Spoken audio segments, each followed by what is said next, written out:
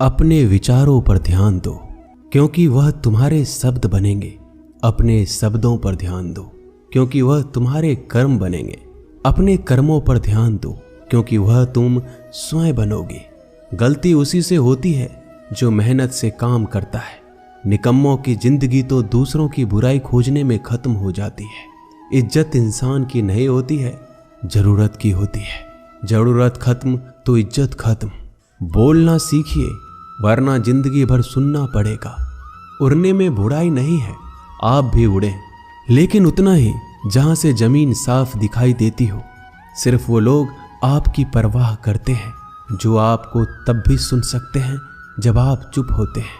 चिंता उतना ही करिए जितने में काम हो जाए, उतना नहीं कि जिंदगी ही तमाम हो जाए। आप अपने शब्दों को चाहे जितनी भी समझदारी से बोलिए, लेकिन सुनने वाला अपनी योग्यता और अपने मन के विचारों के अनुसार उसका मतलब निकालता है। यकीन करो, जो तुम्हें भूल चुका है वो भी याद करेगा, बस उसके मतलब के दिन आने दो। कहानी जिंदगी की यही है कि इसमें मनचाहा किरदार नहीं मिलता। जिंदगी तो अपने दम पर ही जी जाती है। दूसरों के कंधों पे तो सिर्फ जनाजे उठाए जाते हैं। आपकी मुस्कान आपके चेहरे पे भगवान के हस्ताक्षर है। उसे अपने आंसुओं से धुल लें या क्रोध से मिटने ना दें। कोई भी व्यक्ति हमारा मित्र या शत्रु बनकर संसार में नहीं आता। हमारा व्यवहार और शब्द ही लोगों को मित्र और शत्रु बनाता है। जो व्यक्ति हर वक्त दुख का रोना रोता है, उसके द्वार पर खड़ा सुख बाहर से ही लौट जाता है। जिसके पास उम्मीद और आस है, वो जिंदगी के हर इम्तिहान में पास है। हर कोई अपना नहीं होता, और यही सच है। कितने अजीब है ये जमाने के लोग। खिलौना छोड़कर जज्बातों से खेलते हैं। महान दिमाग विचारों की चर्चा करता है, औसत दिमाग घटनाओं की चर्चा करता है, और छोटा दिमाग लोगों की चर्चा करता है। अहंकार ना पालिए जनाब, वक्त के समंदर में कई सिकंदर डूब गए। इन 5 जगहों पर हमेशा चुप रहना सीखिए। पहला, जहां आपके शब्दों की कोई कीमत नहीं। दूसरा, जहां बोलने के बाद आपको पश्चाताप ना करना पड़े। तीसरा, अगर आपके बोलने से किसी का दिल दुखता हो। चौथा, अगर आप गुस्से में हो, क्योंकि इंसान गुस्से में बिना कुछ सोचे समझे कुछ भी बोल देता है। और पांचवा, जहां आपको समझदारी से कोई सुनने वाला ना हो। किसी का कष्ट देखकर अगर तुम्हें भी कष्ट होता है तो समझ लेना तुम्हारी आत्मा में परमात्मा विराजमान है। सिर्फ सुकून ढूंढिए, जरूरतें कभी भी पूरी नहीं होती। जिंदगी में सारा झगड़ा ख्वाहिशों का है। ना तो किसी को गम चाहिए, ना किसी को कम चाहिए। जिसके इरादे हमेशा साफ होते हैं, कई बार लोग उसी के खिलाफ होते हैं। जो तुमसे तंग आ जाए उसे छोड़ दो, क्योंकि बोझ बन जाने से याद बनना बेहतर है। झूठ की खरीदारी ज्यादा दिन तक नहीं टिकती। सच एक ही सही अंत तक साथ देता है। किसी इंसान के आज को देखकर उसके भविष्य का मजाक मत उड़ाओ, क्योंकि समय में इतनी शक्ति है कि वो कोयले को भी धीरे धीरे हीरे में बदल देता है। समय जब फैसला करता है तो गवाहों की जरूरत नहीं पड़ती। इंसान का काम तमाम करने वाला शब्द है। कल करूँगा, ना तो अधिक बोलना अच्छा है, ना ही जरूरत से ज़्यादा चुप रहना। जैसे बहुत अधिक वर्षा होना भी अच्छी बात नहीं है, और बहुत अधिक धूप भी अच्छी नहीं होती। विचार कीजिए, हमारा जन्म हमारी मर्जी से नहीं होता, ना हमारा मरण हमारी मर्जी से होता है। इस जन्म मरण के बीच में होने वाली सारी व्यवस्था हमारी मर्जी से कैसे हो सकती है। जिंदगी में हर मौके का फायदा उठाओ, पर किसी के मजबूरी का नहीं। अगर जिंदगी मौका देती है तो धोखा भी देती है। जिंदगी की सबसे अच्छी दवा है जिम्मेदारी। एक बार पी लीजिए साहब, जिंदगी भर थकने नहीं देगी। जीवन में प्रयास सदैव कीजिए। लक्ष्य मिले या अनुभव, दोनों ही अमूल्य है। जिंदगी में तकलीफें तो हवा के झोंकों सी होती है, जो आती है और चली जाती है, पर ये जब जब आती है तो सभी के नकाब उतार कर जाती है। जो आपने सोचा है जरूरी नहीं कि वो मिल जाए, मगर जो भगवान ने सोचा है वो आपको जरूर मिलेगा।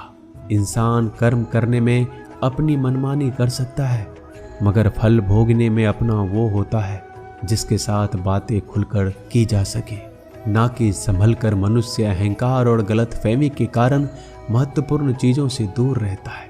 गलतफहमियां सच नहीं बताती और अहंकार सत्य को देखने नहीं देता। अगर आपके साथ जिंदगी खेल रही है तो आप निश्चित ही एक बेहतरीन खिलाड़ी होंगे। जिंदगी का काम है ठोकर मारना, बिखरना है या निखरना है ये तो आप पर निर्भर करता है।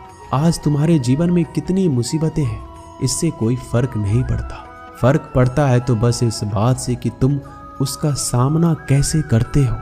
मनुष्य को इस संसार में जो भी मिला है उसमें उसको खुश रहना चाहिए। जो नहीं मिला है उसके लिए दुख नहीं मनाना चाहिए। इंसान ने जितना उसके लिए सोचा है भगवान ने उसके लिए उससे ज्यादा सोच कर रखा है। इसलिए कभी भी किसी चीज के बारे में चिंता मत करो। प्रभु श्री राम ने घर में विरोध सहा है, कान्हा ने भी समाज में बहुत सहा है और यह आपके साथ भी होगा। पर अगर इससे आप ऊपर उठोगे तो ही कुछ नाम बनेगा। दूसरों पर निर्भर रहने वाले लोग कभी खुश नहीं रह पाते। इसलिए इस लायक बनिए कि आपकी इच्छाओं का आप स्वयं पूरा कर सके। एक गांव में आग लग गई।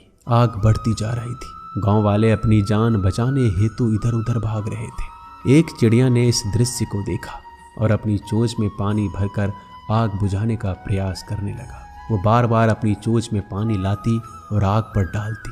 जब गांव वाले ने चिड़िया को आग पर पानी डालते देखा तो उनमें भी जोश आ गया और बोला, अगर ये चिड़िया प्रयास कर रही है तो हम क्यों नहीं कर सकते। सबने प्रयास किया और आग बुझ गई। ये सब एक कौवा देख रहा था। उसने चिड़िया से कहा कि तेरे पानी डालने से कुछ होना तो था नहीं, फिर ये क्यों कर रही थी। चिड़िया ने कहा, मेरे पानी डालने से कुछ हुआ या नहीं हुआ, लेकिन मुझे गर्व है कि जब इस आग की बात होगी तो मेरी गिनती आग बुझाने वालों में होगी, तेरी तरह तमाशा देखने वालों में नहीं। एक बार एक किसान अपने खेत में काम कर रहा था। खेत में काम करते करते किसान की घड़ी खो गई। कुछ साल पहले ये घड़ी किसान को उसके पिताजी ने दी थी, इसलिए वो घड़ी उस किसान के लिए बहुत कीमती थी। अब किसान सब काम छोड़कर घड़ी ढूंढने लगा, लेकिन बहुत देर होने के बाद भी वो घड़ी नहीं मिली।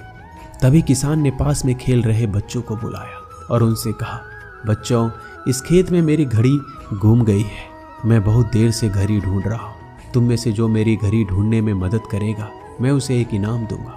इनाम के उत्साह में सब बच्चे उस घड़ी को ढूंढने में लग गए, लेकिन इतने बड़े खेत में छोटी सी घड़ी ढूंढना बहुत ही मुश्किल काम था।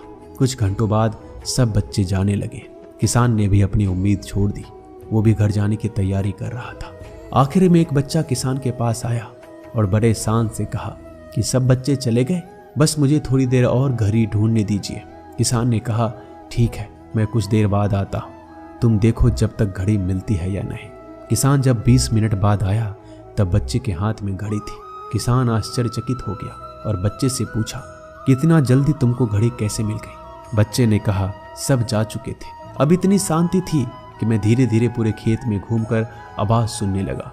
जैसे ही शांति में मुझे आवाज सुनाई दी वैसे मुझे पता लग गया कि घड़ी कहाँ पर है। दोस्तों, ये कहानी शांत दिमाग का बहुत ही बढ़िया उदाहरण है। जब हमारा दिमाग शांत होता है हर बड़ी चिंता खत्म हो जाती है और आसपास का शोर भी खत्म हो जाता है, तो हमारा दिमाग अपने आप काम करता है और हमें सही दिशा दिखाता है। दोस्तों, इस वीडियो में बस इतना ही। जल्दी मिलते हैं हम और भी ज्ञानवर्धक वीडियो के साथ। धन्यवाद।